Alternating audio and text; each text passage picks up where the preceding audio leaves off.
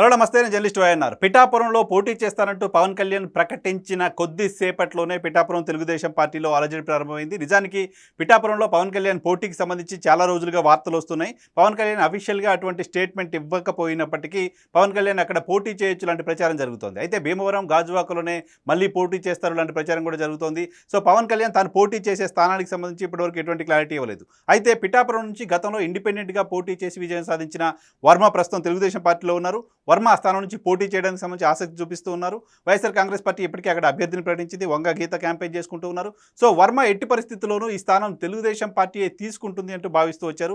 So Janasena కూడా ఈ స్థానాన్ని ఆశిస్తూ వస్తున్నప్పటికీ తెలుగుదేశం పార్టీయే గతంలో గెలిచిన చరిత్ర ఉంది కాబట్టి, తెలుగుదేశం పార్టీ నుంచి ఇండిపెండెంట్గా కూడా గెలిచిన చరిత్ర వర్మకు ఉంది కాబట్టి గ్యారంటీగా పిఠాపురం స్థానాన్ని తెలుగుదేశం పార్టీయే హోల్డ్ చేస్తూ వస్తుంది అంటూ ఆయన భావిస్తూ వచ్చారు. అయితే కొద్దిసేపటి క్రితం పవన్ కళ్యాణ్ పిఠాపురంలోనే పోటీ చేస్తున్నాను అనే ప్రకటన చేయడంతో పిఠాపురం నియోజకవర్గంలో వర్మ అనుచరులు, తెలుగుదేశం పార్టీకి సంబంధించిన కార్యకర్తలు చాలా పెద్ద ఎత్తున ఆందోళన చేస్తున్నారు. నిజానికి ఇటువంటి ఆందోళన టీడీపీ ఇప్పటివరకు 128 సీట్లను ప్రకటించినప్పటికీ ఏ ఒక్క నియోజకవర్గంలోనూ ఈ స్థాయిలో ఆందోళన కనపడలేదు.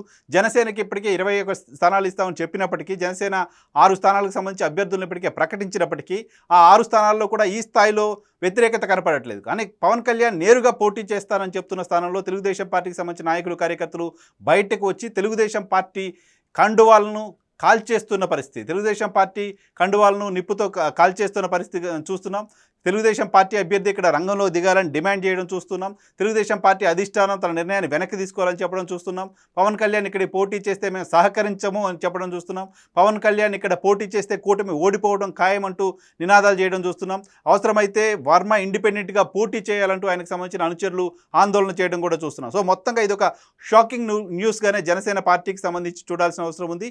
మొత్తం పొత్తులో, కూటమిలో భాగంగా ఇప్పటికే నిజానికి జనసేన చాలా త్యాగాలు చేస్తూ వస్తున్నామని చెప్తుంది. చెప్పడం మాత్రమే కాదు, బయట నుంచి ఎవరైనా అబ్జర్వ్ చేసినా కనీసం 30-35 స్థానాలు జనసేన పోటీ చేస్తుంది అంటూ భావించారు. ఈవెన్ తెలుగుదేశం పార్టీకి సంబంధించిన వాళ్ళు కూడా జనసేనకు 30-35 స్థానాల కంటే ఎక్కువ ఇచ్చే పరిస్థితి లేదు, అంతకంటే ఎక్కువ ఇవ్వలేమని చెప్తూ వచ్చారు. బట్ అలాంటిది జనసేనని 24 స్థానాలు కన్ఫైన్ చేసినప్పటికీ జనసేన ఒప్పుకొని కంటెస్ట్ చేయడానికి ముందుకు వచ్చింది. 24 కాస్త 21 చేసినప్పటికీ జనసేన కూటమిలో కంటిన్యూ అవ్వడానికి సంబంధించి ముందుకు వస్తుంది. సో ఈ స్థాయిలో కూటమి కోసం వైఎస్ఆర్ కాంగ్రెస్ పార్టీని ఓడించడమే లక్ష్యంగా పనిచేస్తున్న జనసేన అధినేత పనిచేస్తున్న స్థానంలోనే ఈ స్థాయిలో వ్యతిరేకత రావడం అనేది ఇప్పుడు ఆందోళన కలిగిస్తోంది. సో ఈ వ్యతిరేకత పవన్ కళ్యాణ్ విజయం పైన కూడా ప్రభావం చూపించే అవకాశం ఉంది అనే అనుమానం కూడా వాళ్ళు వ్యక్తం చేస్తున్నారు. సో పవన్ కళ్యాణ్ ఎట్టి పరిస్థితులు ఈసారి గెలిచి అసెంబ్లీకి వెళ్ళాలనుకుంటున్నారు.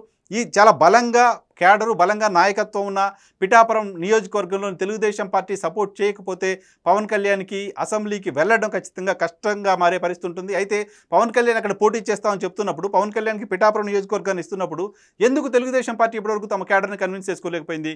ఎందుకు తెలుగుదేశం పార్టీ తమ నాయకత్వానికి, నాయకులకు పిలిచి ఆ స్థానాన్ని మీకు ఇవ్వలేకపోతున్నాం, జనసేనకి ఇస్తున్నా పవన్ కళ్యాణ్ లేకపోతే ఇంకెవరో జనసేనకి ఆ స్థానం ఇస్తున్న విషయాన్ని ఎందుకు తెలుగుదేశం పార్టీకి సంబంధించిన నాయకత్వానికి చెప్పి కన్విన్స్ చేయలేకపోయింది అనేది ఇప్పుడు అర్థం కాని ప్రశ్నగా ఉంది.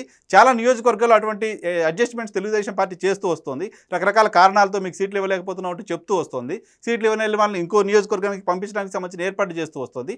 అలాంటిది పిఠాపురం నియోజకవర్గానికి సంబంధించిన తెలుగుదేశం పార్టీకి సంబంధించిన నాయకుల్ని, కార్యకర్తల్ని, క్యాడర్ని ఎందుకు తెలుగుదేశం పార్టీ అధిష్టానం కంట్రోల్ చేయలేదు, కన్విన్స్ చేయలేదు, వాళ్ళకి ముందుగా ఈ విషయాన్ని చెప్పి కన్విన్స్ చేసే ప్రయత్నం ఎందుకు చేయలేదు అనేది ఇప్పుడు ఆసక్తి కలిగిస్తుంది. ఈ మొత్తం జరుగుతున్న గొడవను ఏ రకంగా ప్యాచప్ చేస్తారు, ఏ రకంగా కూటమిగా మళ్ళీ కలిసి ముందుకెళ్తారు అనేది ఆసక్తి కలిగిస్తోంది.